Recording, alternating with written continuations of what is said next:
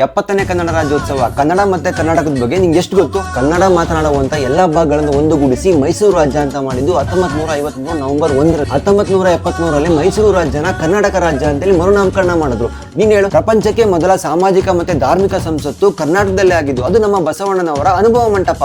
ಬ್ರಿಟಿಷರ ವಿರುದ್ಧ ಹೋರಾಡಿದ ಮೊದಲ ಮಹಿಳೆ ರಾಣಿ ಚೆನ್ನಮ್ಮ 1824. ಸ್ವತಂತ್ರ ಬರೋದಕ್ಕೂ ಮುಂಚೆ ಶೋಷಿತರಿಗೆ ಮೀಸಲಾತಿ ಕೊಟ್ಟಿದ್ದು ನಮ್ಮ ಮೈಸೂರು ಮಹಾರಾಜರು. ಪ್ರಪಂಚದ ಉದ್ದವಾದ ರೈಲ್ವೆ ಪ್ಲಾಟ್ಫಾರ್ಮ್ ಇರೋದು ಕರ್ನಾಟಕದಲ್ಲಿ, ಅದು ಹುಬ್ಬಳ್ಳಿಲಿ. ನ್ಯಾಷನಲ್ ಫ್ಲಾಗ್ ಇಲ್ಲೇ ಮಾಡ್ತಾರೆ, ಹುಬ್ಬಳ್ಳಿ. ಭಾರತದ ಆಕ್ಟಿವ್ ಚಿನ್ನದ ಗಣಿ ಇರೋದು ಕರ್ನಾಟಕದಲ್ಲಿ, ಅದು ಅಟ್ಟಿ ಚಿನ್ನದ ಗಣಿ. ಏಷ್ಯಾದ ಅತಿ ದೊಡ್ಡ ನೌಕಾನೆಲೆ INS ಕದಂಬ ನಮ್ಮ ಕಾರವಾರದಲ್ಲೇ ಇರೋದು.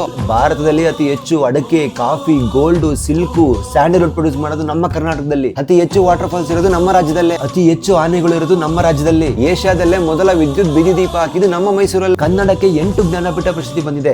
ಎಲೆಕ್ಷನ್ ಯೂಸ್ ಮಾಡುವಂತ ಇಂಕ್ ನ ಉತ್ಪಾದಿಸೋದು ಇಲ್ಲೇ ಮೈಸೂರಲ್ಲಿ. ಭಾರತದಲ್ಲೇ ಮೊದಲ ಪ್ರೈವೇಟ್ ರೇಡಿಯೋ ಸ್ಟೇಷನ್ ಆಗಿದ್ದು ಇಲ್ಲೇ. ಭಾರತದ 38% ಸಾಫ್ಟ್ವೇರ್ ಎಕ್ಸ್ಪೋರ್ಟ್ ಆಗೋದು ಕರ್ನಾಟಕ ಇಂದಾನೆ. ಏಷ್ಯಾದಲ್ಲೇ ಅತಿ ದೊಡ್ಡ ಏಕಶಿಲಾ ಬೆಟ್ಟ ಇರೋದು ನಮ್ಮ ಮಧುಗಿರಿಯಲ್ಲೇ. ಕರ್ನಾಟಕದ ಬಗ್ಗೆ ಹೆಮ್ಮೆ ಪಡೋಣ. ಜೈ ಕನ್ನಡ, ಜೈ ಕನ್ನಡಾಂಬೆ.